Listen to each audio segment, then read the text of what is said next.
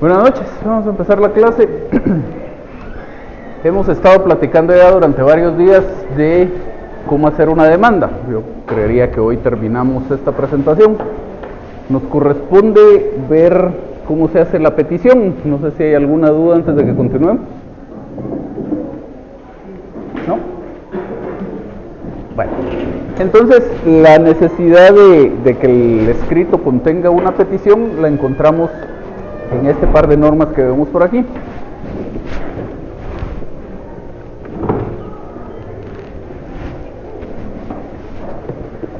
En principio, el artículo 61 del Código, que referido a toda primera solicitud, establece que la primera solicitud que se presenta a los tribunales de justicia contendrá, y dice sexto, la petición en términos precisos.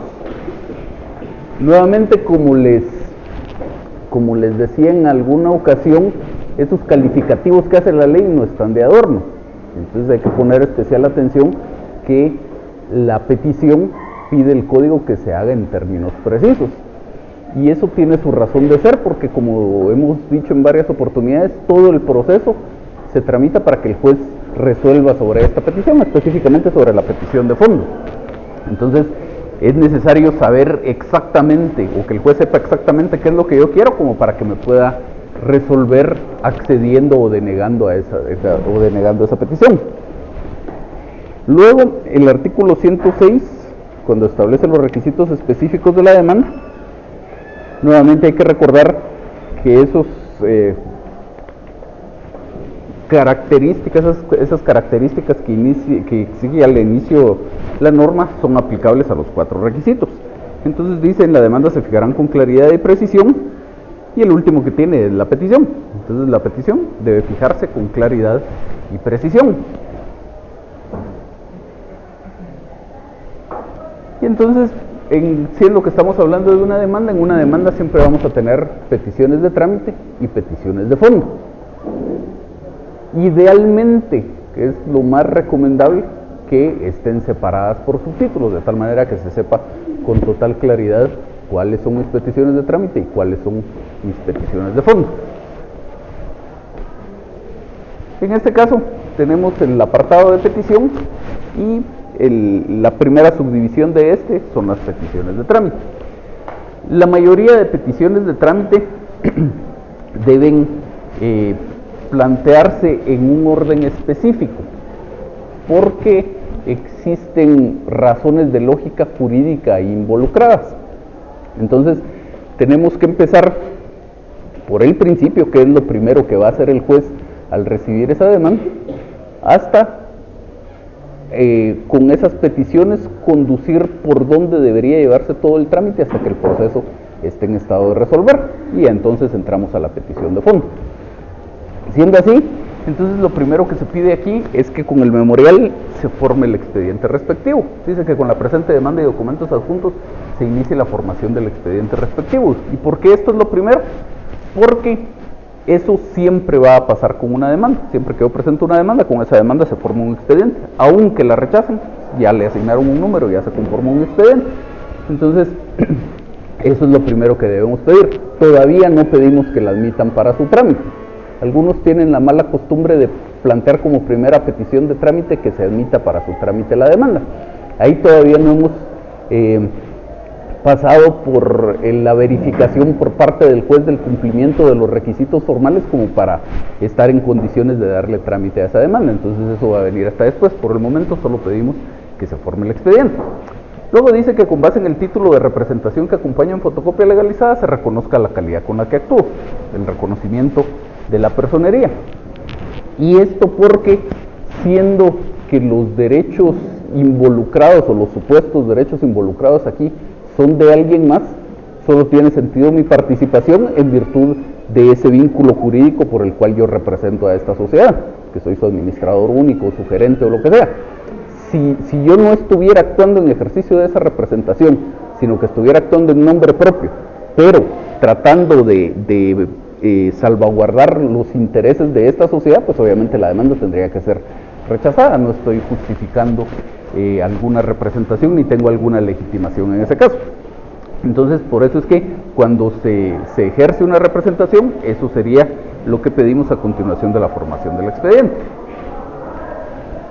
Luego, hay que pedir lo relativo a la dirección y procuración y al lugar para recibir notificaciones.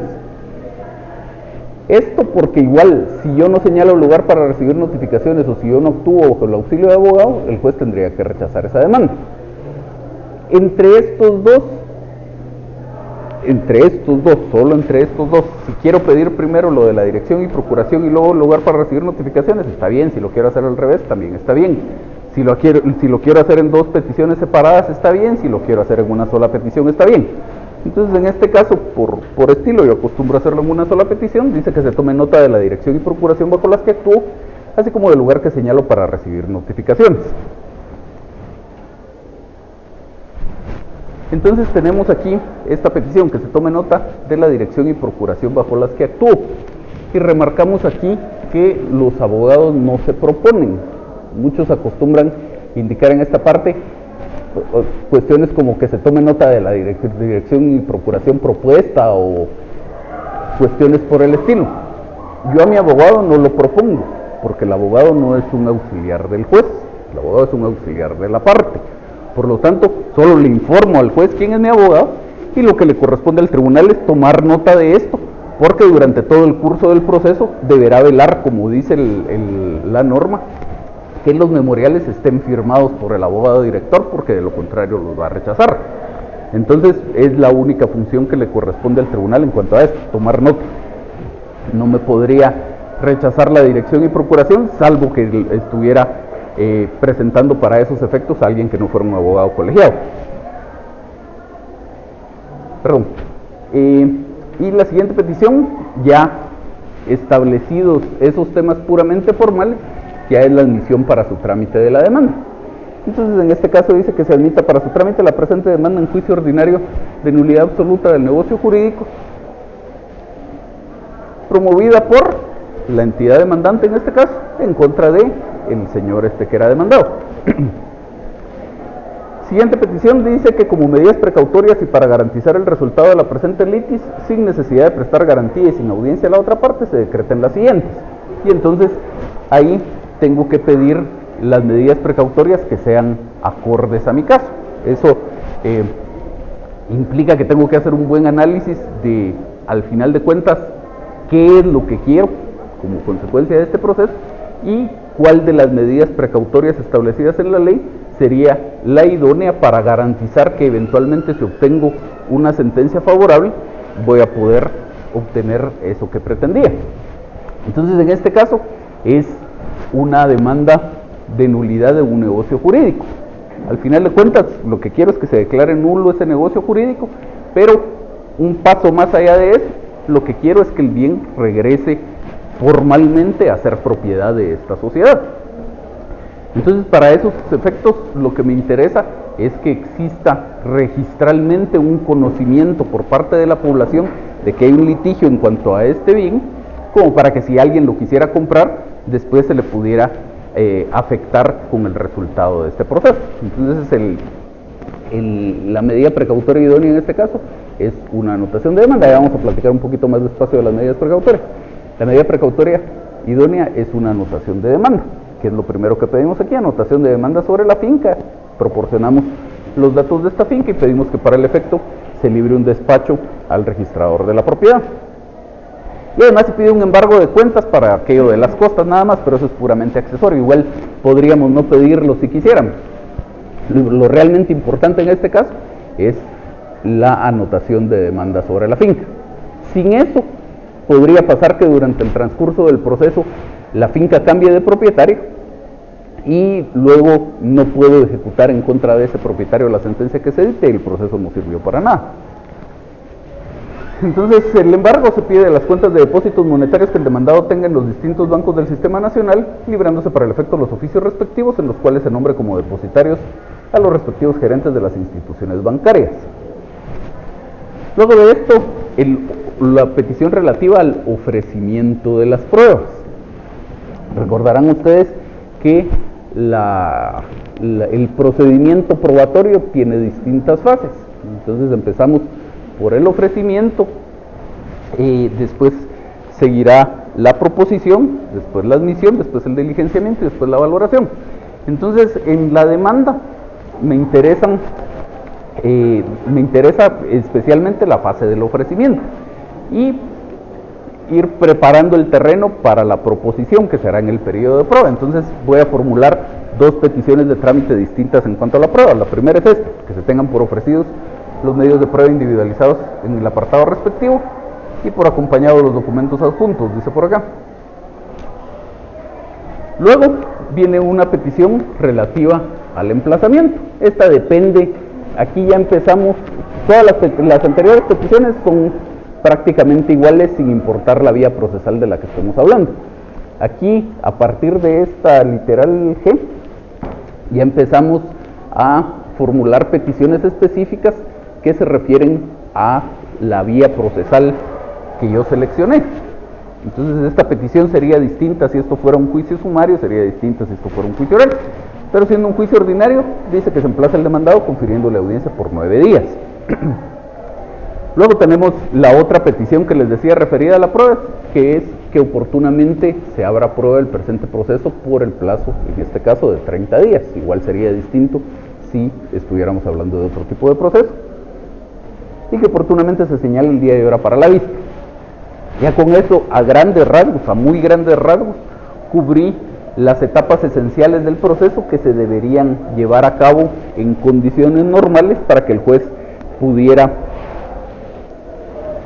ya estar en una situación en que pueda dictar sentencia. Entonces todo eso lo debo cubrir con mis peticiones de trámite. Aquí subrayamos esto de el presente proceso, que oportunamente se abra prueba el presente proceso, y eso se lo subrayo porque muchas veces el estudiante formula su petición solo en el sentido de que oportunamente se abra prueba por 30 días, pero no dice qué es lo que quiere que se abra prueba. Lo que se abra prueba es el proceso. Y entonces ya pasamos a la petición de fondo, que es el punto medular de la demanda. Esto es, como les he dicho varias veces, lo verdaderamente importante. A eso es a lo que venimos, a que el juez se pronuncie sobre esta petición. Todo lo demás son los pasos necesarios, los elementos necesarios, la información necesaria que tiene que tener el juez para eventualmente llegar a esto, pero el objeto del proceso es esto, y entonces hay que ponerle especial atención. Y dice que en el momento que llega el momento procesal oportuno se dicte la sentencia que en derecho corresponde, en la cual se declara. Y ya están por ahí las peticiones que le estamos formulando al juez. La primera, siempre va a ser la primera petición que debo plantear en una demanda, es que declaren con lugar esa demanda. Dice por aquí, con lugar la presente demanda en juicio ordinario de nulidad absoluta de negocio jurídico promovida por el presentado en representación. Cuando hablo del presentado estoy hablando de mí, el que al principio dije el nombre, apellidos, edad, etcétera, etcétera, ese es el presentado. Entonces, dice que en representación de la entidad, el nombre de la entidad demandante, en contra del señor fulano de tal, que es el demandado. Eso, como les digo, siempre es la primera petición que yo debo formular en una demanda. Pero todavía, si decíamos que la petición de fondo es lo importante realmente, o lo más importante de la demanda, todavía dentro de esa petición de fondo lo más importante es lo que viene a continuación, porque yo no demando por demandar, yo no demando para que me declaren con lugar la demanda, yo demando para que obviamente la declaren con lugar, pero para concederme algo. Y aquí, en la siguiente petición o en las siguientes peticiones, dependiendo del caso, es donde está encerrada realmente la pretensión. Entonces, siendo este un juicio de nulidad de un negocio jurídico, pues mi petición fundamental será que se declare nulo ese negocio jurídico. Y entonces pedimos acá, en consecuencia, nulo absolutamente el negocio jurídico contenido en la escritura pública número tal, autorizada en la ciudad de Guatemala en tal fecha por el notario fulano de tal. Entonces, recordarán ustedes, decíamos, a una escritura pública la identificamos con 4 datos, ahí están esos 4 datos. Siempre es importante formular la petición, como dice el artículo 61, en términos precisos, y como dice el 106, con claridad y precisión. Pero esto es especialmente fundamental en este caso, en esta petición, que es donde se encierra la pretensión.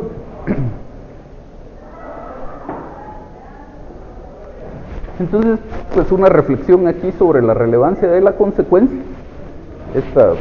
Siempre la estructura lógica de una petición de fondo es esa: que declaren con lugar la demanda, es mi primera petición, la siguiente petición o las siguientes peticiones en consecuencia, y ahí está, que es lo que quiero.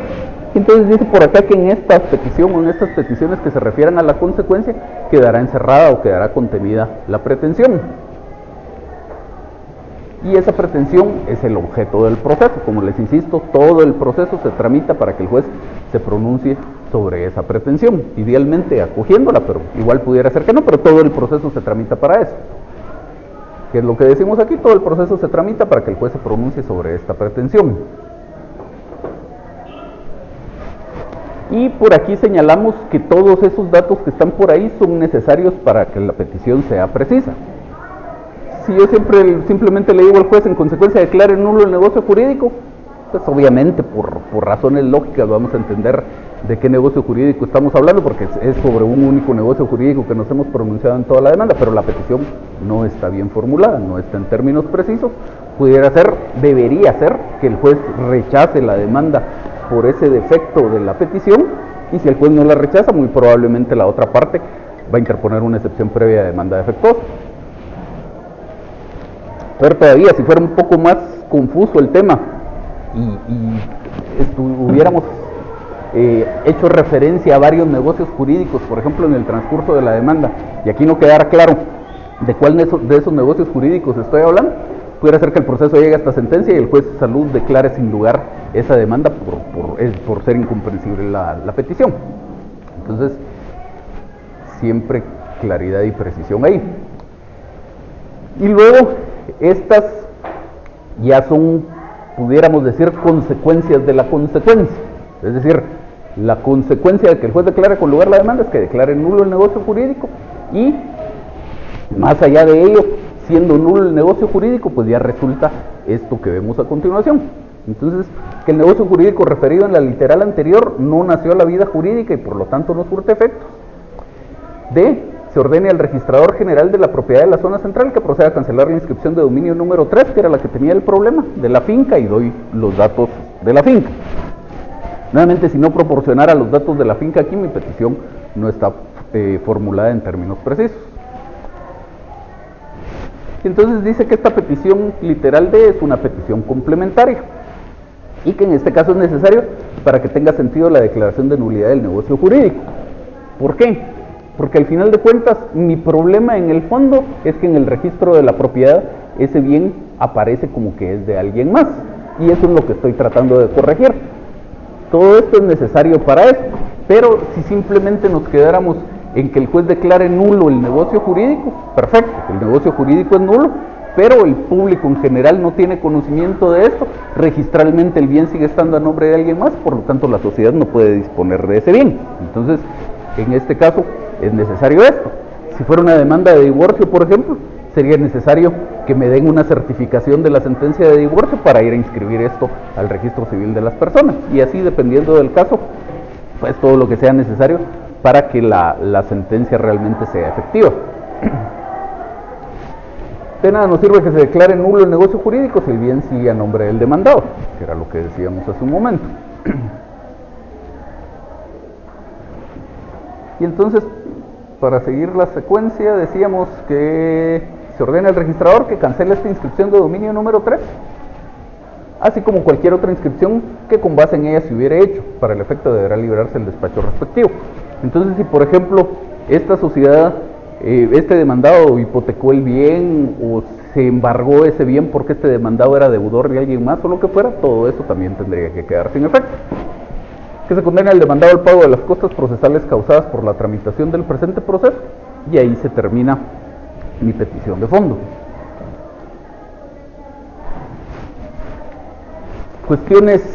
Reflexiones importantes en cuanto a la petición.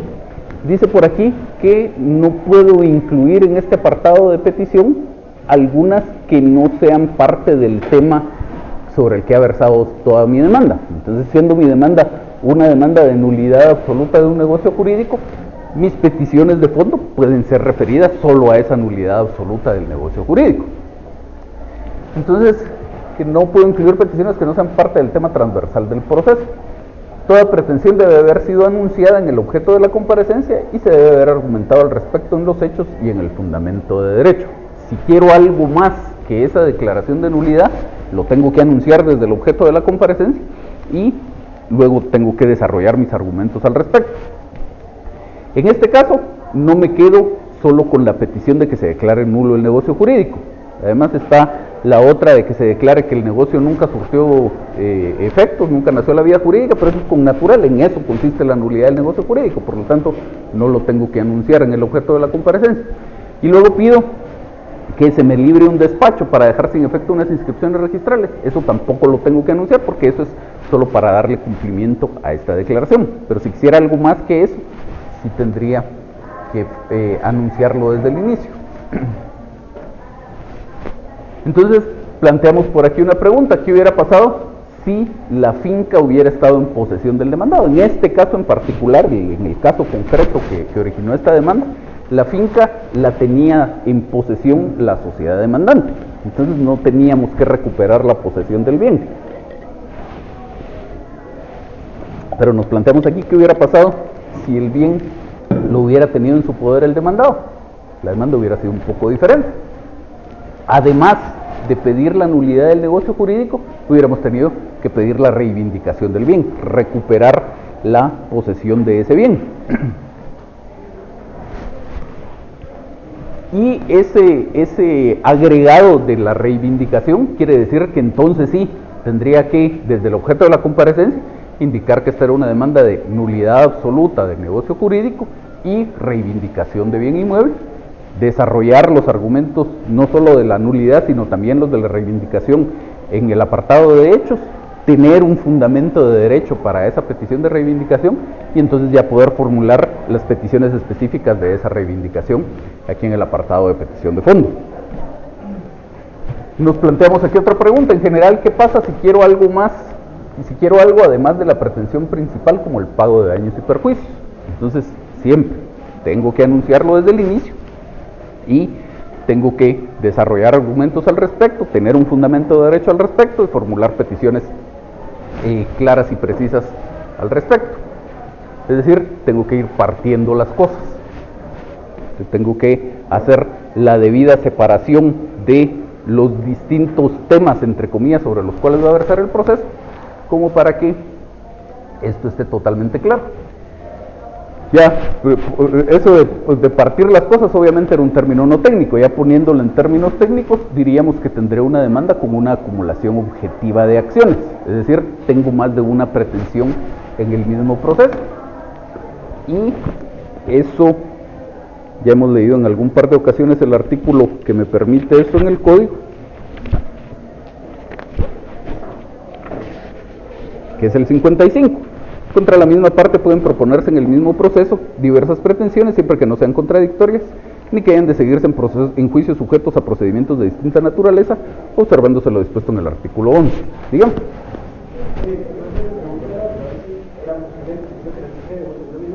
¿Si era posible qué, perdón? En una misma demanda poder, como que la pretensión sean dos objetos distintos y no tenga relación entre sí.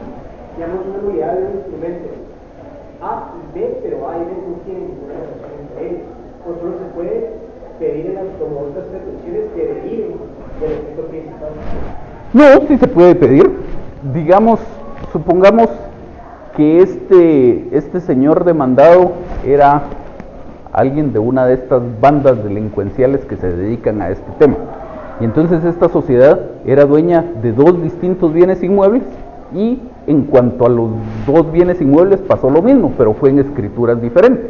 Yo perfectamente puedo en la misma demanda pedir la nulidad del negocio jurídico contenido en la escritura A y del negocio jurídico contenido en la escritura B.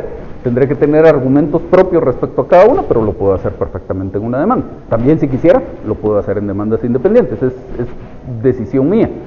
Lo único que tengo que cumplir para poder tener más de una pretensión en contra de una parte es lo que dice la norma, que no sean contradictorias. Entonces, por ejemplo, olvidémonos de este caso, porque aquí sería un poco difícil tener pretensiones contradictorias. Supongamos que usted y yo celebramos un contrato, y yo quiero la nulidad de ese negocio jurídico, pero por alguna otra razón, una nulidad relativa, un vicio del consentimiento, por ejemplo. Entonces, si el negocio jurídico es declarado, es anulado por el juez, entonces eso quiere decir que ya no va a llegar a surtir sus plenos efectos jurídicos. Sería contradictorio que en la misma demanda yo pidiera que se le obligue a usted a cumplir con ese negocio jurídico, porque o quiero que se deje sin efecto o quiero que se cumpla, pero no puedo querer las dos cosas al mismo tiempo.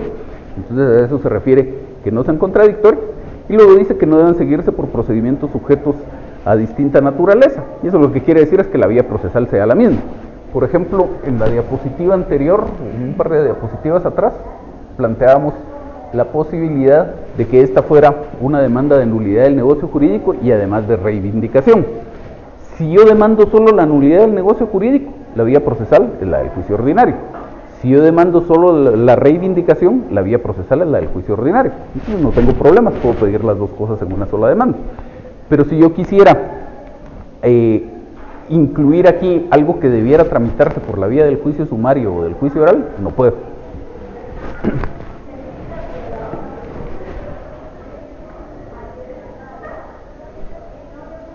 Entonces, en ese caso, de que yo quiero más de una cosa en una sola demanda, decíamos, en principio tengo una demanda con varias pretensiones, y esto se conoce como una acumulación objetiva de acciones.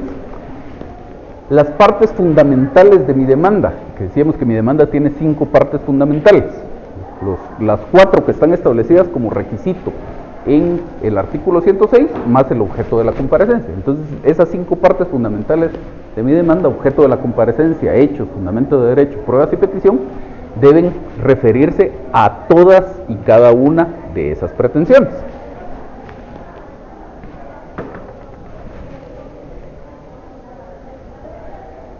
En los hechos, dice por acá que tengo que tener una argumentación por separado de cada una.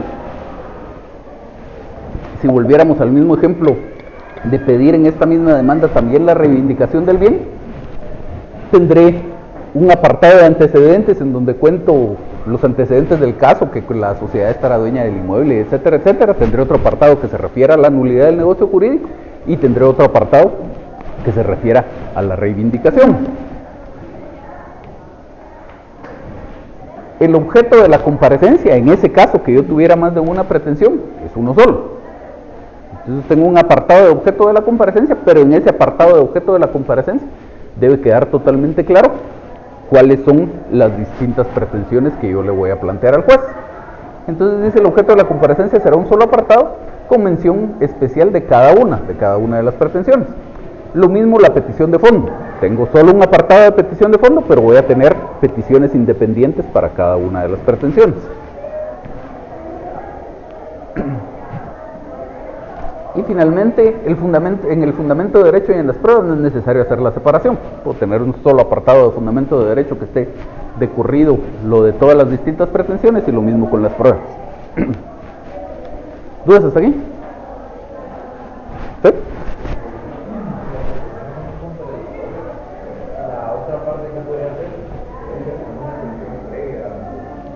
Empezando porque el juez debería rechazar esa demanda. Si el juez no la rechaza, la otra parte podría interponer una excepción previa de demanda defectuosa. Demanda.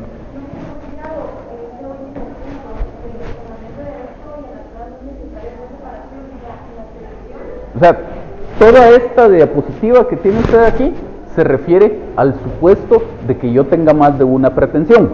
Entonces, digamos, era el caso de la nulidad del negocio jurídico y la reivindicación. Entonces vamos separando aquí por partes cómo deberíamos darle tratamiento al hecho de que yo tengo más de una pretensión planteada en esa demanda. Entonces decimos, en el objeto de la comparecencia yo tengo un solo apartado de objeto de la comparecencia, pero en ese apartado debo indicar ambas pretensiones, debo hacer una referencia a ambas pretensiones. Entonces, por ejemplo, yo diría, comparezco ante usted con el objeto de promover demanda en juicio ordinario de nulidad absoluta de negocio jurídico y reivindicación de propiedad de bien inmueble en contra del señor fulano de tal, etcétera, etcétera. Hice referencia claramente a mis dos pretensiones. Luego dice, tengo el apartado de hechos. en ese apartado de hechos, sí con total claridad, con subtítulos, debo separar mis argumentos que se refieren a la nulidad y mis argumentos que se refieren a la reivindicación. Luego, en el orden de la diapositiva, nos pasamos a la petición de fondo. Entonces, obviamente no estamos siguiendo el orden de la demanda. En lo que dice aquí en la diapositiva, nos pasamos a la petición de fondo y dice ahí que la petición de fondo puede tener un solo apartado de petición de fondo. Entonces, siguiendo la estructura, pido que se declare con lugar la demanda, en consecuencia, y voy a tener por lo menos una petición por cada pretensión. Ahí van a estar separadas. Entonces, siguiendo esta demanda, diríamos, en consecuencia se declare nulo o absolutamente el negocio jurídico contenido en la escritura tal, que se declare que el negocio jurídico no surtió efectos, que se libre el despacho al registrador de la propiedad, y le agregamos otra petición, que se ordene al señor fulano de tal que dentro del plazo de tantos días se entregue a la sociedad tal la posesión del bien tal, que esa es la que se referiría a la reivindicación. Y luego, ya llegando a su pregunta, en el fundamento de derecho no necesito hacer una separación, no necesito ponerle un subtítulo, este es mi fundamento de derecho de la nulidad y este es mi fundamento de derecho de la reivindicación. Simplemente cito ahí los artículos y nada más. Y lo mismo con las pruebas, no necesito decir cuáles son mis pruebas para la reivindicación y cuáles son para la nulidad.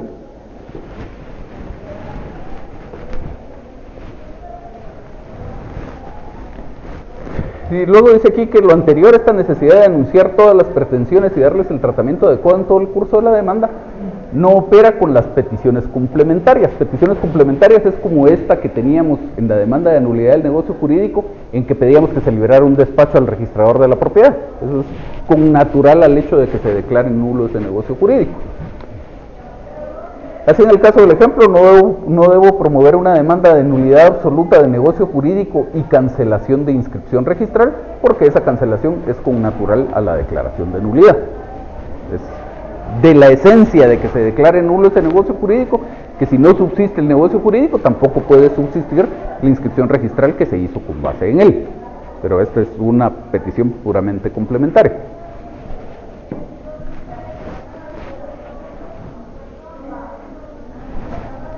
Entonces, ciertos elementos que deberíamos considerar para que una petición sea clara y precisa. Dice aquí que tenemos que encontrar el justo medio entre dos cosas. Por un lado, debe tener esa petición el suficiente contenido para que esté individualizada cuál es mi pretensión. Les decía, por ejemplo, si no digo en la petición de fondo que se refiere a la consecuencia, cuáles son los datos de la escritura pública en donde está contenido ese negocio jurídico, mi petición no está formulada en términos precisos, aunque en el curso de la demanda me haya referido específicamente a ese negocio jurídico, ahí lo tengo que identificar exactamente. Entonces, si no tiene suficiente contenido, no está individualizada cuál es mi pretensión, no está en términos precisos. Pero por el otro extremo, no debe contener datos exagerados, no hay que dar explicaciones, o no debe indicarse cuáles son los motivos de la petición. Entonces, por ejemplo, en esa misma petición, yo no podría decir que se declare, vamos a ver, la petición correctamente formulada iría: en consecuencia se declare nulo absolutamente el negocio jurídico contenido en la escritura pública tal, y le hago saber al juez cuáles son los datos de esa escritura. Pero ya estaría además que, por ejemplo, dijera, por haber sido falsificada mi firma en virtud de que yo no comparezco. Todo eso es para los hechos. Entonces, un justo medio entre ambas cosas.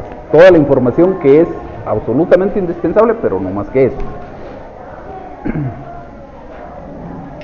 Luego, en cuanto a la redacción de las peticiones, hay que tener en cuenta que son peticiones, no son órdenes, porque algunos redactan su petición diciendo cosas como ábrase a prueba del proceso, hágase tal cosa. El abogado no da órdenes en el proceso. Podrá dar órdenes en su oficina si bien le va, pero en el proceso no. En el proceso el que da las órdenes es el juez. Entonces yo lo que le formulo al juez son peticiones, y por lo tanto eso debe verse reflejado en la redacción de los planteamientos que yo le hago al juez.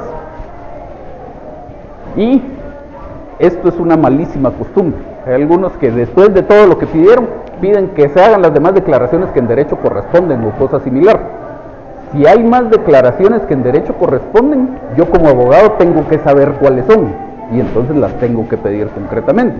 De lo contrario, si yo incluyo esa petición, que se hagan las demás declaraciones que en derecho corresponden, para empezar estoy adivinando y luego ya mi petición no está en términos precisos y por lo tanto esa demanda debería ser rechazada.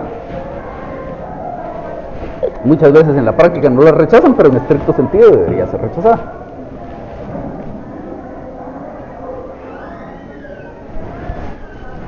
Entonces la estructura de una petición de fondo, por lo menos una petición de fondo de una demanda, siempre va a ser esta. Siempre lo primero que voy a pedir es que declaren con lugar la demanda. Lo último que voy a pedir es que condenen a la otra parte al pago de las costas procesales. Y en medio está lo verdaderamente importante, por eso lo tenemos ahí en un círculo más grande, que es la consecuencia, en donde va a estar contenida realmente cuál es mi pretensión. En este caso, lo relativo a la nulidad absoluta de este negocio jurídico. Dice que con lugar lo pido cuando es una pretensión propia. Como cuando yo planteo la demanda, pues tengo que pedir que la declaren con lugar. Obviamente, si estuviera contestando la demanda, pediré que la declaren sin lugar. Entonces, tal vez el tamaño de la letra no nos ayuda mucho, pero en la parte rosada dice que pediré que lo declaren sin lugar cuando es una simple oposición a la pretensión de la otra parte. Como cuando contesto la demanda en sentido negativo. Si yo contesto la demanda en sentido negativo, mi contestación de demanda será en el sentido de pedir que se declare sin lugar esa demanda. O en la evacuación de audiencia de las excepciones. Si yo evacúo mi audiencia de las excepciones previas, yo le pediré al juez que declare sin lugar esas excepciones. La consecuencia. Y entonces dice por acá que cuando es una simple oposición al planteamiento de la otra parte, en una demanda siempre tiene que estar esas peticiones relativas a la consecuencia, pero cuando es una simple oposición a la petición de la otra parte, cuando yo solo contesto la demanda en sentido negativo, por ejemplo, no va a existir una petición relativa a una consecuencia. Eso no tiene una consecuencia porque es mi pretensión se refiere, o lo que yo quiero, mejor dicho, se refiere a la misma pretensión que planteó la parte actora. Pero que la parte actora quiere que el juez acoja esa pretensión y yo quiero que el juez no acoja esa pretensión. Entonces ponemos aquí la gráfica de unas personas haciendo un pulso. Básicamente vamos en lo mismo, solo que yo voy para acá y la otra parte va para allá. Y la petición relativa a las costas, siempre voy a tener una petición relativa a las costas en 4 momentos.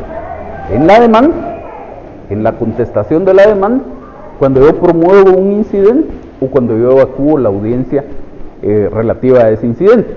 Porque la ley ordena que se haga condena en costas en 2 situaciones distintas, en la sentencia y en el auto en que se resuelva un incidente. Entonces, por ahí estará la petición de las costas. ¿Qué es lo que dice aquí?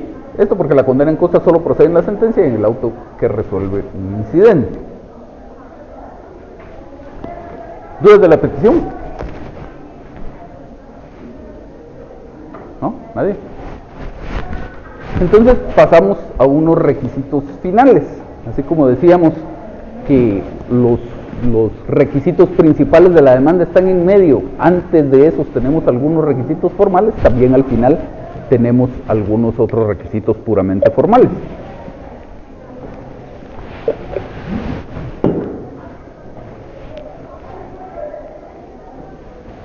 Dice por acá que debo indicar el número de copias que se acompañan. Esto con base en el artículo 63 del Código. La norma establece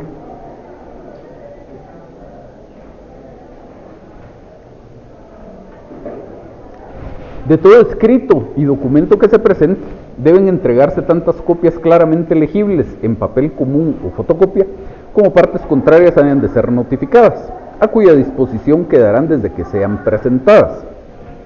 Para el efecto de este artículo se considera como una sola parte los que litiguen unidos y bajo una misma representación.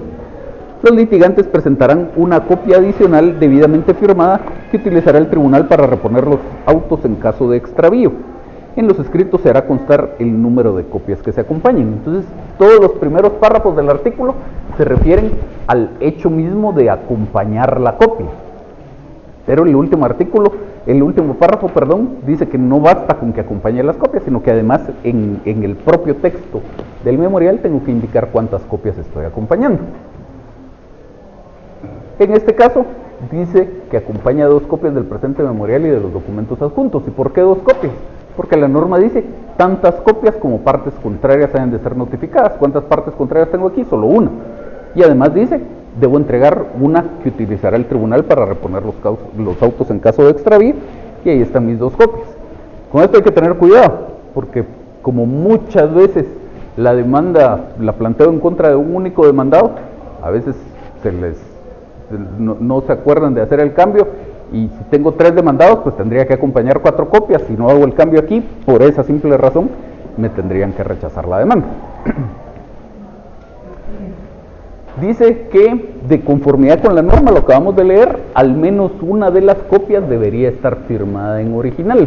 Cuando la norma hace referencia aquí, en el tercer párrafo, que los litigantes acompañaran una copia adicional debidamente firmada, en la práctica esto se entiende como que no basta con que yo firme el original y a eso le saque una fotocopia y en la fotocopia se vea la firma, sino que tiene que estar firmada en original. Eso es para el tribunal.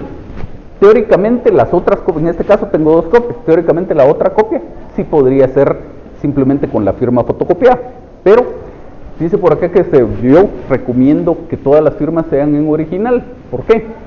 Porque si su contraparte recibe la notificación con la copia del memorial en la que la firma no está en original, va a suponer que lo mismo pasó con la copia del tribunal y podría interponer por ahí alguna impugnación en contra de esa resolución que le dio trámite a la demanda. Luego tenemos un apartado que acostumbramos a titular cita de leyes.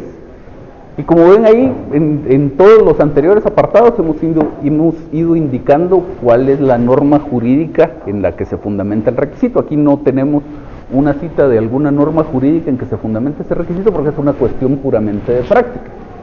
No hay una norma que me diga que yo tengo que incluir un apartado de cita de leyes en mi memorial, pero es lo que se acostumbra y además es recomendable, porque ahí aprovecho para incluir, como les decía, normas que son importantes, que el juez va a tener que aplicar, pero que no son lo suficientemente precisas para el caso como para que tengan que invocarse en el fundamento de derecho. Entonces aquí, pues siempre es importante incluir este apartadito de cita de ley. De hecho, yo jamás he visto un memorial que no tenga cita de leyes, pero creería que aunque no existiera fundamento, es incluso probable que el juez le rechazara una demanda si no le incluía en este apartado. Entonces, siempre hay que cumplirlo. En este caso dice cita de leyes, fundo mi petición en los artículos citados y en los siguientes, y ahí están un montón de artículos que, como les digo, son normas que de una u otra forma se aplican en el caso, pero no son la esencia del fundamento de derecho del planteamiento que yo estoy haciendo. Entonces, por darles un ejemplo, está citado por ahí el artículo 96 del Código Procesal Civil y Mercantil, porque esto se está tramitando como juicio ordinario. Está citado el 106 que se refiere a la demanda, están citados los artículos que se refieren a las pruebas que se ofrecieron, está citado el artículo 572 que se refiere a las costas, etc. Luego tenemos el lugar y fecha, y sí encontramos el fundamento en el artículo 61 que se refiere a toda primera solicitud. Dice que entre otros requisitos debe incluirse inciso séptimo, lugar y fecha. En este caso, Guatemala, 28 de octubre del año 2009. Eso es porque esta era la fecha real de esta demanda. Esta demanda es una demanda un poco viejita. Pónganle atención al tema de la fecha. Para efectos del proceso, en alguna oportunidad les decía yo, la fecha el lugar y fecha que yo incluyo aquí es realmente irrelevante, no tiene un efecto jurídico propio que la fecha que yo le ponga. Lo que tiene efectos jurídicos es la fecha del sello de recepción del tribunal porque entonces si esto estaba sujeto a un plazo de caducidad, por ejemplo, ahí terminamos de contar ese plazo. El lugar igual, está lo mismo si yo esa demanda la redacté aquí en Antigua Guatemala o en Petén. Pero, como les digo, nuestro ordenamiento jurídico es muy formalista. Yo conozco por lo menos un caso de una casación que redactaron toda la casación, pero digamos que la hice hoy y le pongo como fecha 10 de febrero del año 2019. Y así la presenté, gracias a Dios no me pasó a mí, así la presentó la persona que la haya presentado. Y entonces el tribunal resolvió rechazando esa casación, bajo el entendido de que para la fecha en que supuestamente se había redactado el memorial, ni siquiera se había emitido la sentencia que se estaba impugnando, y rechazaron la casación. Entonces, un criterio bastante formalista a mi juicio, pero son riesgos que uno se corre por no hacer bien las cosas.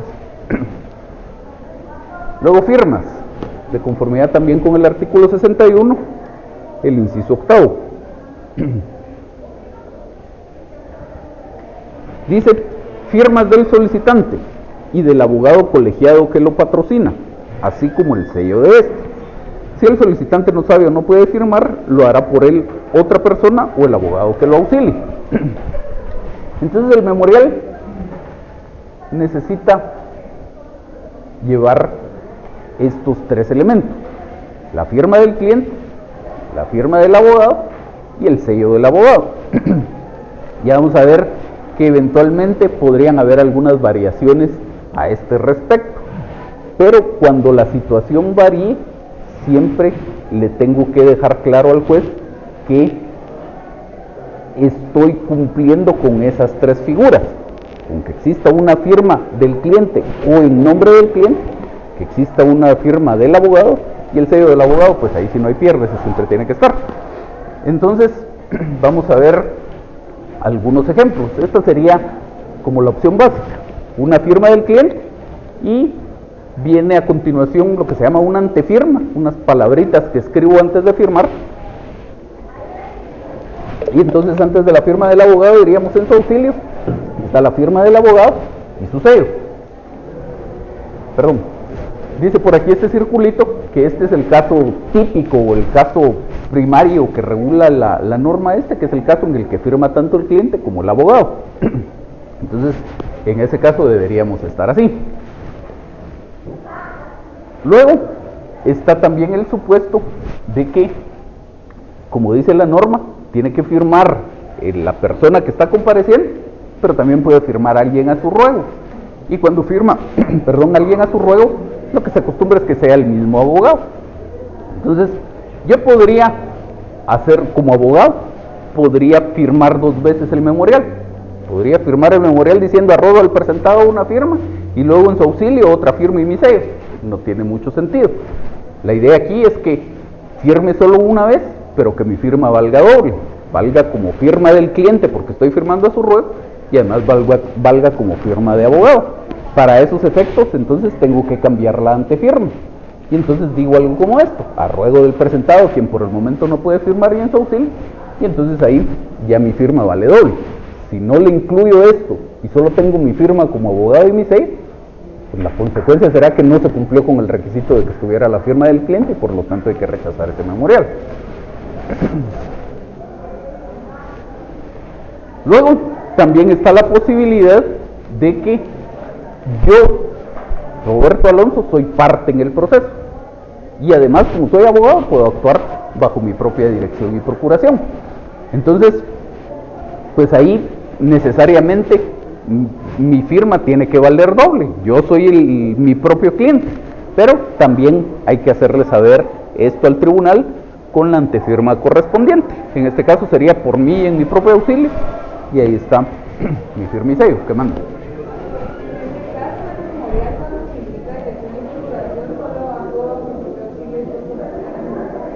Sí, bajo mi propia dirección y procuración. Luego podría darse el caso de que el abogado sea mandatario del cliente, y entonces estoy pues ejercitando una representación, comparezco al proceso en esa calidad, y entonces la antefirma hace esa referencia. Diré en ese caso, en la calidad con la que actúo y en mi propio auxilio, y está solo mi firma y mi sello.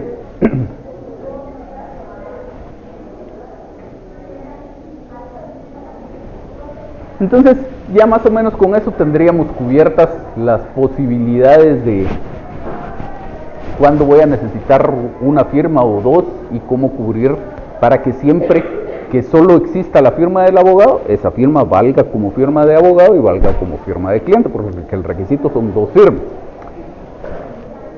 Siempre hay que revisar lo que uno hace. Yo creo que se los decía el primer día de clases, uno nunca debería dar por terminado algo que hace en su trabajo, por muy sencillo que sea, si no lo ha revisado por lo menos una vez. Entonces, terminé la demanda, la reviso muchas veces, y ya después podré pensar en imprimir, firmar y lo demás. Reviso que todos los requisitos estén cumplidos. Como les decía, a los estudiantes les pasa mucho que omiten alguno o más de los 6 datos de identificación personal y ya por eso tienen problemas con sus exámenes. Ya que todo está muy bien revisado, entonces ya puedo pensar en imprimir esa demanda. Y todavía nos quedaría platicar de algunas otras formalidades adicionales. ¿Dudas hasta aquí? Sí. Ajá.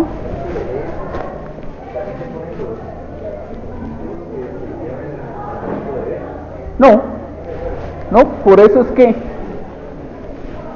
vamos a ver si podemos regresar aquí a donde estaba la cita de ley.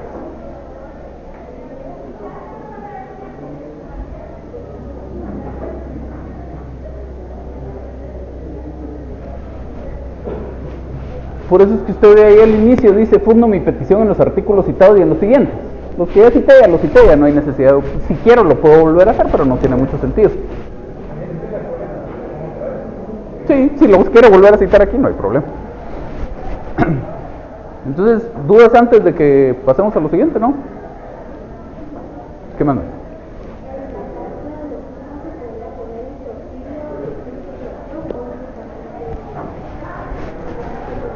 Hay algunos que lo acostumbran, no es necesario, porque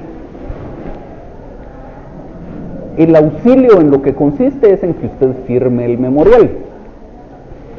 La dirección y procuración, la dirección la ejerzo yo asesorando lo que va a pasar con el proceso, con usted como cliente, durante todo el curso del proceso.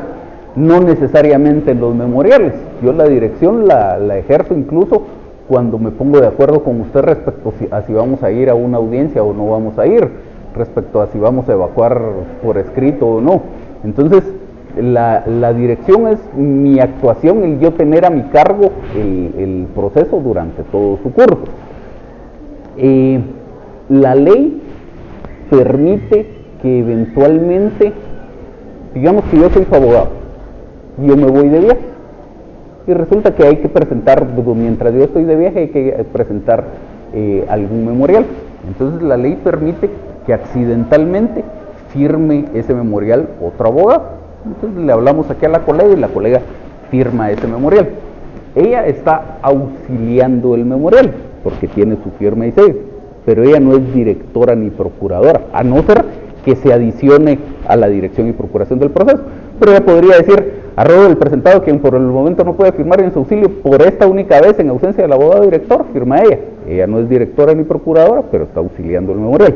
Entonces, lo realmente importante aquí, en esa parte de las firmas, es hacer referencia al auxilio, porque el auxilio es la firma del memorial. Si quiere indicar en su auxilio como director y procurador, perfecto, pero no es necesario. Entonces decíamos, hay todavía algunas otras formalidades que debemos cumplir. Dice por acá que debemos cumplir con la obligación de adherir un timbre forense, de conformidad con la ley del timbre forense y timbre notarial que está contenida en este decreto 82-96 del Congreso de la República, y es un timbre forense por cada hoja o fracción.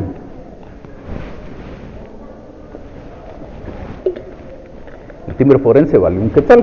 Entonces compro mis timbres, entonces Normalmente mantiene uno un montón de timbres ahí en alguna gaveta y cuando hay que presentar un memorial, pues le debe adherir un timbre forense por cada hoja o fracción.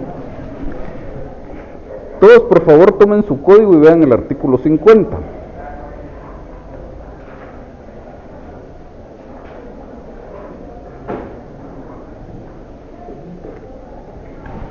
En el segundo párrafo, el texto de la norma era: los escritos que no lleven la firma y sello del abogado director, así como los timbres forenses, serán rechazados de plano. Si su código todavía dice así como los timbres forenses, háganle la anotación de que esa parte fue declarada inconstitucional. Entonces, cuando se emitió el código, estaba en ese sentido la norma. La norma decía que si no le adhería timbres forenses al memorial, este tenía que ser rechazado. Sigue diciendo, y esa parte sí sigue vigente, no fue declarada inconstitucional, que los memoriales que no lleven la firma y sello del abogado director deben ser rechazados. Lo que fue declarado inconstitucional fue esa parte de qué pasa cuando no lleven el timbre forense. Y entonces, desde que se emitió el código en el año 63 y entró en vigencia en el año 64, tenía ese texto. Luego se emitió esta ley del timbre forense y timbre notarial en el año 96, que tenía una norma más o menos en el mismo sentido. Y algún tiempo después, no sé por qué, durante 30 años o más que tenía ya de existir el código, nadie se había opuesto a este tema, o nadie había hecho algún planteamiento al respecto. Pero cuando se emitió esta ley del timbre forense y timbre notarial, plantearon una inconstitucionalidad en contra de esa parte de la norma de la ley del timbre forense y timbre notarial, que decía que los escritos que no tuvieran el timbre forense tenían que ser rechazados. Se declaró inconstitucional esa parte, pero seguía vigente esta parte del Código Procesal Civil y Mercantil, entonces igual le seguían rechazando los memoriales si no les adhería el timbre forense. Plantearon una segunda inconstitucionalidad y entonces ahora el requisito sigue existiendo. Yo le tengo que seguir adhiriendo un timbre forense por cada hoja o fracción a mi memorial. Lo único es que si se me olvidó, no me rechazan el memorial, me ordenan que cumpla y de todos modos se tiene por recibido el memorial, pero siempre hay que cumplirlo. Idealmente tratan de que no se les olvide para no pasar el bochorno de que les tengan que recordar en el tribunal que le tenían que adherir el timbre. Como dato curioso, cuando antes de esa ley de 1996 los timbres forenses valían 5 centavos.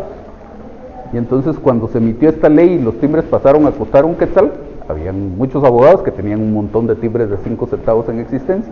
Entonces le pegaban 20 timbres forenses a cada hoja del memorial y estaba tapizado el memorial de timbres forenses porque no había que desperdiciar los timbres que estaban en existencia. Luego preguntamos por aquí si tendríamos que respetar algunos márgenes específicos en el memorial, si tiene alguna incidencia el tamaño del papel y si tiene alguna importancia la cantidad de líneas que yo tenga en ese memorial. Y ven ustedes ahí en el fondo que está una hoja de papel español. La hoja de papel español tiene la ventaja, digamos, de que ya tiene sus 25 líneas de cada lado, si es que suponemos que deberíamos cumplir con eso. Y entonces, pues en cuanto a cantidad de líneas, no tengo mucho de dónde perderme, es muy fácil establecer si me pasé de las 25 líneas de un lado o no. Pero tendríamos que reflexionar un poco en principio si yo debo cumplir con esos requisitos que están aquí en un memorial o no. La respuesta es que no, y la encontramos aquí en la ley de timbres fiscales y papel sellado especial para protocolos. Esta ley en su artículo 33 tiene unas definiciones y dice de las abreviaturas: para la correcta interpretación de esta ley, no es una norma general que aplique a cualquier cosa, es para la correcta interpretación de esa ley, se debe entender, salvo indicación en contrario, que cuando se utilicen las expresiones hoja, se refiere a hoja de papel tipo bond, tamaño carta u oficio, en cualquier actuación, con un uso máximo de 25 o 50 renglones o líneas de cada lado, según se utilice uno o ambos lados de la hoja con su margen izquierdo mínimo de 40 milímetros. De aquí es donde sacan muchos que yo tendría que cumplir con esos márgenes y esas cantidades de líneas en un memorial. Como les digo, no es cierto, porque la norma dice que es para efectos de esa ley. Y si nos vamos a los primeros artículos de esa ley, dentro de los actos que están grabados por el impuesto del timbre fiscal, no están las actuaciones procesales. Yo por los escritos que presento al tribunal no pago timbres fiscales, y si no pago timbres fiscales, pues tampoco estoy sujeto a las disposiciones de esa ley.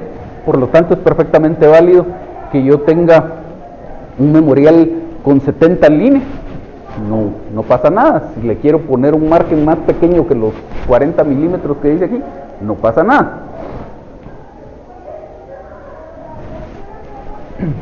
Luego dice si tiene alguna relevancia, si puedo usar abreviaturas o puedo usar cifras en la redacción del escrito, que también hay algunas discusiones a veces por ahí en la práctica. El artículo 159 de la Ley del Organismo Judicial establece que en toda clase de actuaciones judiciales, y subrayamos por ahí el tema de que son actuaciones judiciales, se prohíbe hacer uso de abreviaturas y cifras, salvo las citas de leyes. Pero eso es para las actuaciones judiciales, las que hace el juez, las que hace el tribunal. Entonces, en una resolución no puede haber abreviaturas, no puede haber cifras, salvo las citas de leyes. En un acta que se redacta ante el tribunal, lo mismo. Pero en un memorial que yo presente, no importa. Yo por costumbre redacto sin usar abreviaturas y cifras, pero si lo quisiera hacer es perfectamente válido, porque la prohibición es para las actuaciones judiciales.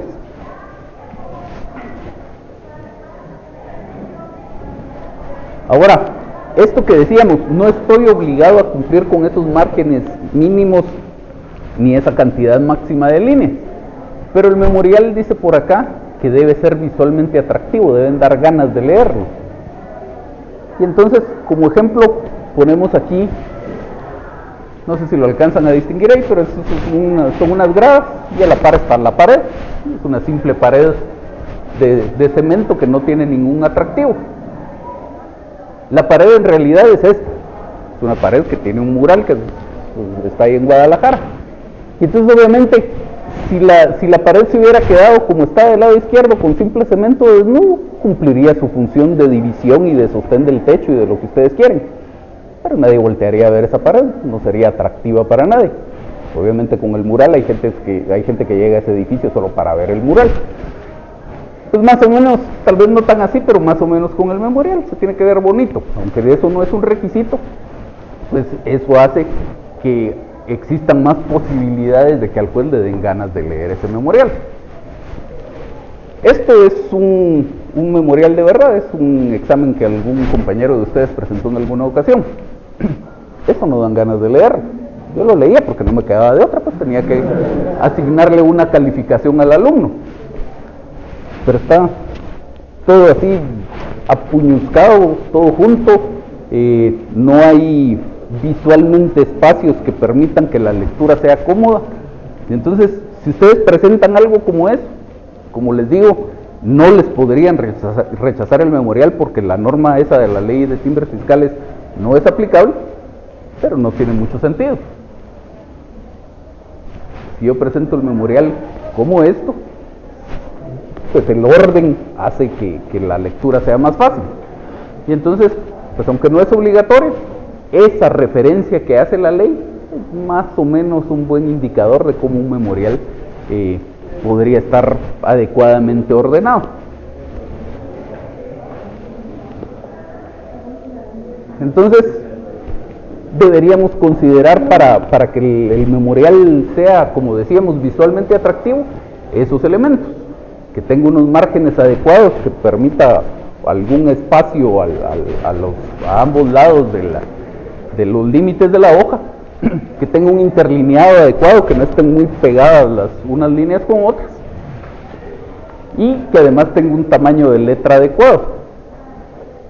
hay algunos que sobre todo se ven las escrituras, que sí, pues la hoja de protocolo cuesta 10 quetzales, pero tampoco es que sea tantísimo el gasto, sobre todo en las escrituras de sociedad, que normalmente ocupa uno muchas hojas del protocolo. Ven ustedes que muchos acostumbran redactarlas con una letra muy pequeñita.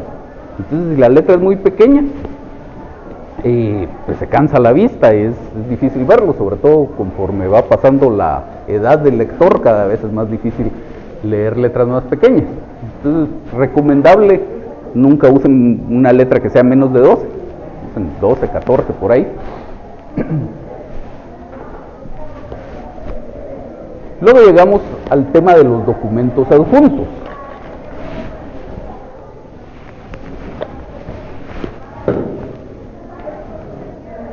Con base en este par de artículos que ven por ahí, el 107 y el 108 del Código Procesal Civil. El artículo 107 dice que el actor debe acompañar a su demanda los documentos en que funde su derecho. Y eso ya nos refleja lo importantes que son los documentos como medios de prueba en el proceso civil. Normalmente la demanda, en cuanto a prueba, se va a fundar en documentos. Va a ser parte esencial de la prueba esos documentos. Podrán haber otras cosas, pero normalmente los documentos llevan buena parte del peso de la prueba.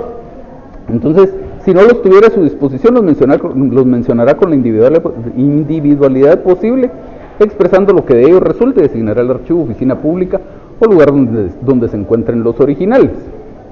Pero luego resulta que si no acompaña esos documentos hay una consecuencia, que es el 108. Si no se presentaran con la demanda los documentos en que el actor funde su derecho, no serán admitidos posteriormente salvo impedimento justificado.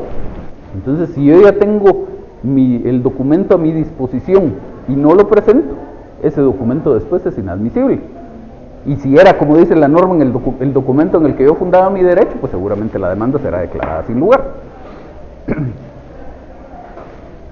Y entonces, ahí otra vez tengo que hacer una labor de revisión. Recordarán que dijimos que antes de imprimir tuve que revisar que mi demanda estuviera bien hecha, que todos los requisitos estuvieran cumplidos, que todo se entendiera, que todos los datos fueran correctos, los nombres fueran correctos, etcétera, etcétera. Ya imprimí, ya firmé, ya sellé, ya acompañé documentos, ahora ya adherí los timbres forenses, ahora reviso que todo eso esté bien. Entonces, esto es no es una cita de algo jurídico, sino es de una novela que siempre acostumbro leerles a mis alumnos cuando vemos esta presentación. Esto es parte de una obra de Franz Kafka que se llama El Proceso, que es una novela, no es un libro de derecho. Entonces, más o menos la novela se trata de que esta persona, el personaje principal, en contra de él se estaba siguiendo un proceso, y él consideraba que era un proceso injusto, que se estaba desarrollando en su contra sin justificación alguna. Y en algún momento tiene esta conversación con un sacerdote, y este le dice: interpretas mal los hechos, dijo el sacerdote. La sentencia no viene de repente, es el procedimiento el que poco a poco se va convirtiendo en sentencia. Y esto se lo cito porque eso es cierto, aunque no es un texto jurídico, eso es muy cierto. El procedimiento poco a poco se va convirtiendo en sentencia. La sentencia se empieza a redactar cuando yo al inicio de mi demanda digo juicio ordinario nuevo. Ahí empieza a formarse el éxito de mi demanda, o puedo condenar a mi demanda al fracaso si resulta que esto debe haberse tramitado por la vía del juicio sumario, por ejemplo. Y de ahí en adelante, todo lo que yo vaya expresando en esa demanda va a tener algún peso en cuál va a ser la sentencia que se va a dictar finalmente.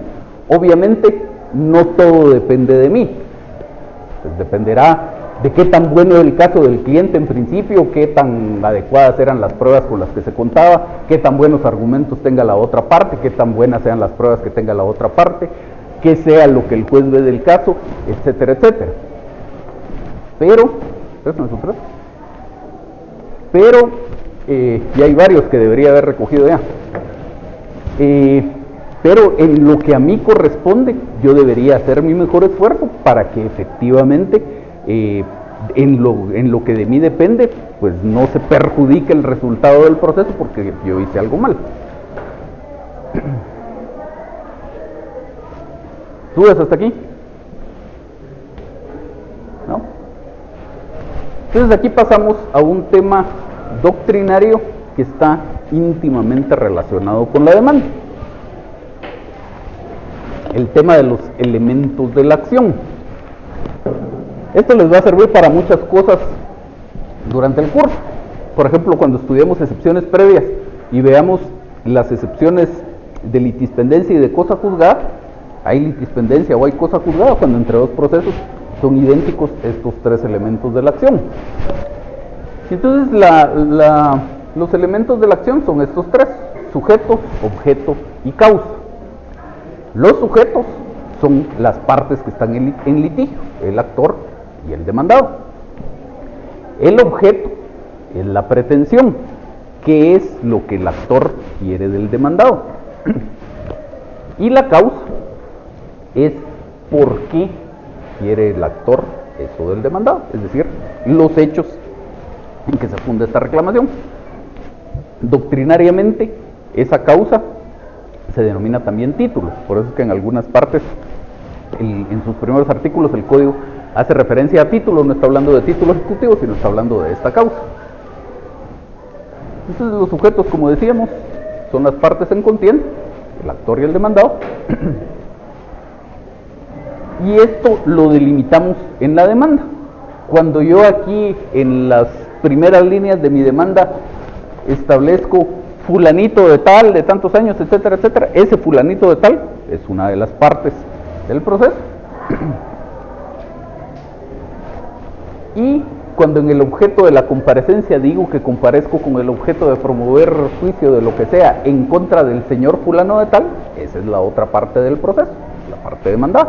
Y entonces con eso ya están establecidos cuáles son los sujetos, salvo que pasara algo extraordinario, una ampliación de la demanda, una modificación de la demanda, que el demandado hiciera algo en su contestación de demanda. Aquí ya están delimitados quiénes son las partes en el proceso, quiénes son los sujetos. El objeto también lo defino en la demanda, específicamente en esta parte de la demanda, cuando en la petición de fondo, después de haber pedido que declaren con lugar mi demanda, pido en consecuencia tal cosa, en consecuencia que se declare nulo el negocio jurídico contenido en la escritura tal, esa es mi pretensión, y eso queda definido también en la demanda. Por supuesto, salvo que el demandado, por ejemplo, planteara una reconvención y entonces además de este habrá otro objeto, pero en principio aquí se definió ya cuál es el objeto del proceso. Y la causa son los hechos, cuáles son los hechos en que se funda esa petición que yo le estoy planteando al juez, esa pretensión, que pues obviamente lo encontramos aquí en ese apartado de hechos. Entonces ahí ya tengo mis tres elementos de la acción. ¿Dudas de eso? ¿No? Entonces platiquemos muy rápidamente sobre la contestación de la demanda, que en realidad aquí no hay mucho que decir, porque en la contestación de la demanda debe cumplirse con los mismos requisitos del escrito de demanda, específicamente lo dice el código en su artículo 118.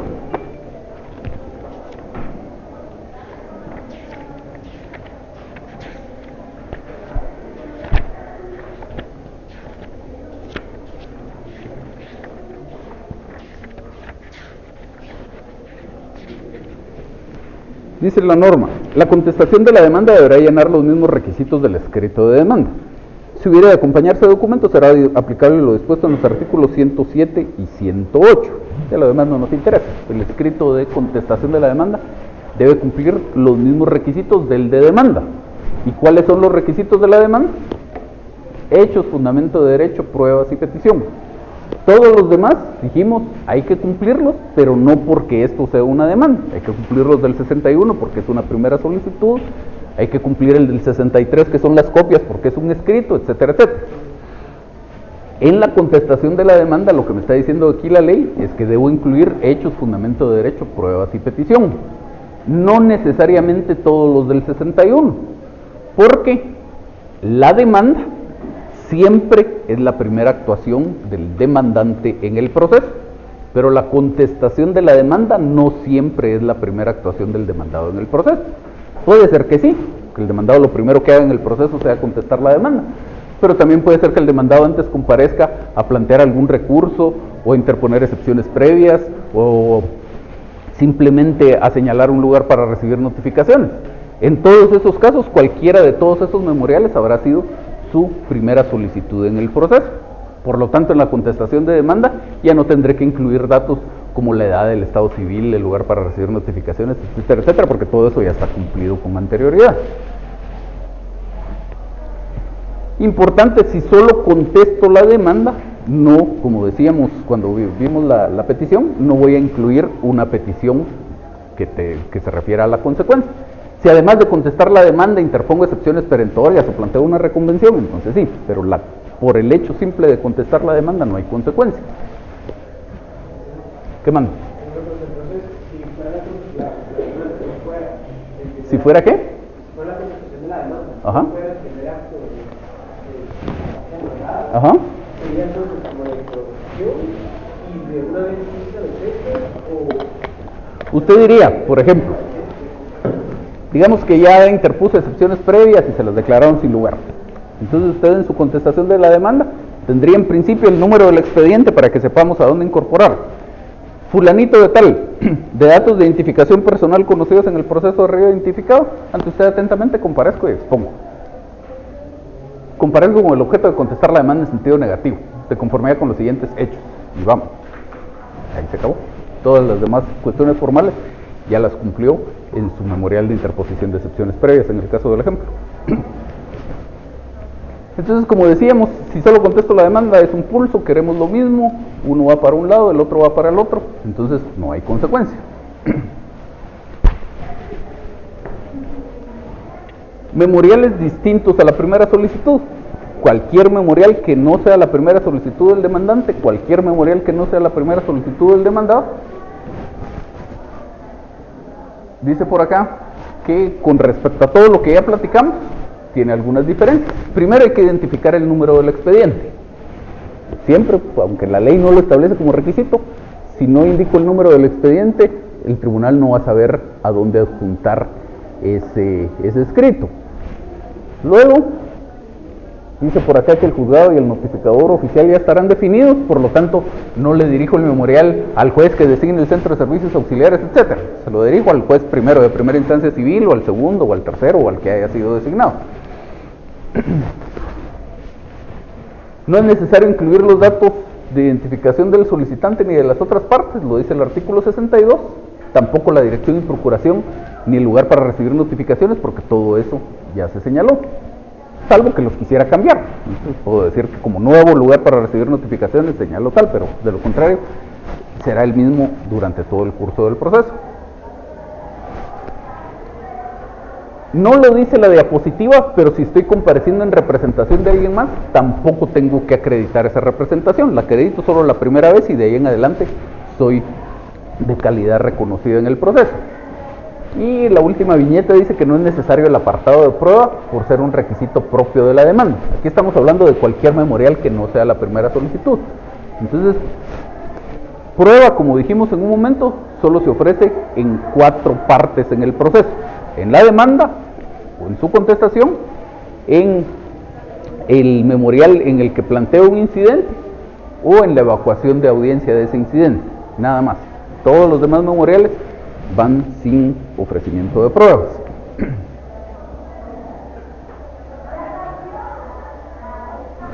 Y llegamos, después de no sé cuántos días, al final de la presentación. ¿Dudas? ¿No? ¿Nadie? Sí.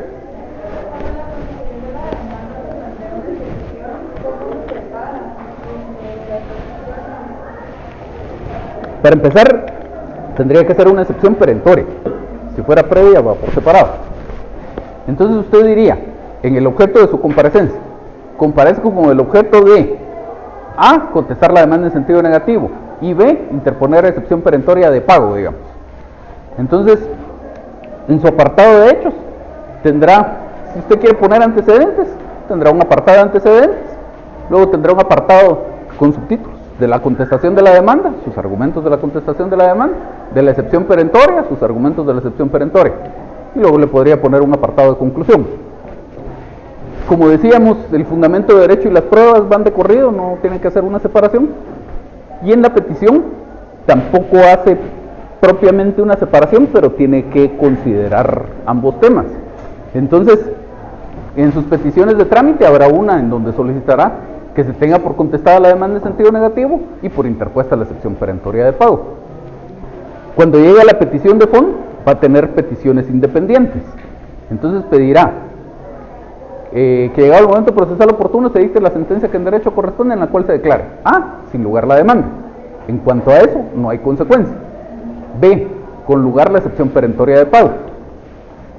C, en consecuencia o como consecuencia de la excepción perentoria de pago, se declare cumplida la obligación de tal cosa. Y ahí la tiene. ¿Usted quería decir algo? Sí, es que me causa duda. Usted había dicho en la parte de los requerimientos que vino que estaba pidiendo algo al juez, no ordenándole. Ajá. ¿Es correcto decir que el juez ordene? Porque igual a eso le estoy pidiendo que le ordene algo. Sí, por supuesto. No le estoy ordenando a privado. Sí. No, yo se los decía porque, como les digo, hay algunos, no es muy frecuente, pero hay algunos que redactan, ábrase a prueba el proceso, incorpores el memorial. El que podrá pronunciarse en ese sentido es el juez, pero usted le pide al juez. ¿Algo más?